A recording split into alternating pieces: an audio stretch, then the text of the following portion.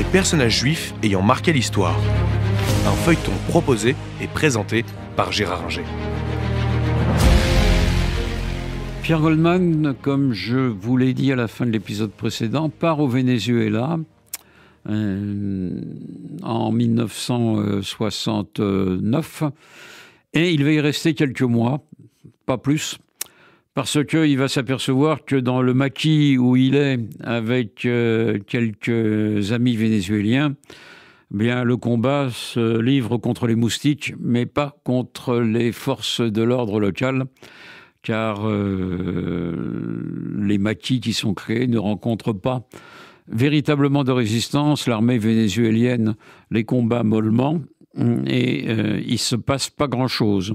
Donc, pour Goldman, c'est une expérience décevante et il a tendance à prendre à partir de là ses distances avec l'extrême gauche. Il va revenir en France en 1969, donc après quelques mois passés outre-Atlantique. Et là, il va, par facilité, par dégoût de l'extrême gauche peut-être, dont il aperçoit la vacuité de certains combats, il va tomber dans le banditisme purement et simplement. Non pas le grand banditisme, mais du banditisme à la petite semaine, où il va faire quelques hold-up de boutiques qui ne le mèneront pas à grand-chose.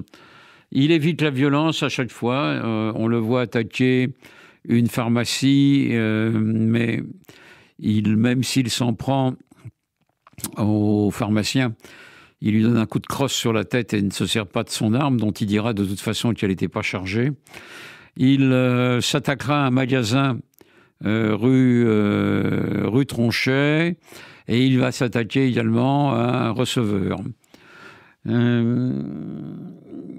des postes. Mais le 24 décembre 1969, veille de Noël, il s'attaque à une pharmacie et il tue deux pharmaciennes. Il tue, j'en sais rien. On dit qu'il s'attaque à la pharmacie du 6 boulevard Richard Lenoir parce qu'il sera accusé de l'avoir attaqué et il sera accusé d'avoir tué deux pharmaciennes. Il niera toujours, naturellement, cet événement tragique. Mais la police lui met ça sur le dos, sur la foi d'un indicateur dont elle refuse de révéler le nom. Et s'il y a eu des témoins qui ont vu quelqu'un sortir en courant avec une arme de la pharmacie, il y en a qui disent que c'était un mulâtre, ce qui n'est pas le cas de Pierre Goldman, et d'autres qui le reconnaissent, mais après qu'une photo contre toute règle déontologique ait été publiée par la police dans la presse, alors que les témoignages n'avaient pas été encore tous recueillis. Donc on est là dans une situation bizarre, d'autant plus qu'un des trois hold-up que Pierre Goldman a commis, il les a commis à visage découvert le lendemain de l'attaque de la pharmacie du boulevard Richard Lenoir, ce qui fait que on peut se demander pourquoi Goldman aurait fait ça. C'est un garçon intelligent, il n'est pas fou. Alors il y a deux hypothèses. Il a commis ce hold-up à visage découvert pour qu'on dise que c'est pas lui qui a attaqué la pharmacie, ou bien il n'a pas du tout attaqué la pharmacie et il commet ce hold-up sans savoir ce qui s'est passé. On ne sait rien, en fait. On ne sait rien. Goldman va être arrêté au début 1970 et pour ces trois hold-up qu'il reconnaît sans difficulté, il va être condamné à 6 ans et demi de prison et il va être poursuivi pour l'assassinat des deux pharmaciennes. Pour les trois hold-up, il fait plusieurs années de prison. Pas tout à fait 6 ans et demi, il en fait que 4.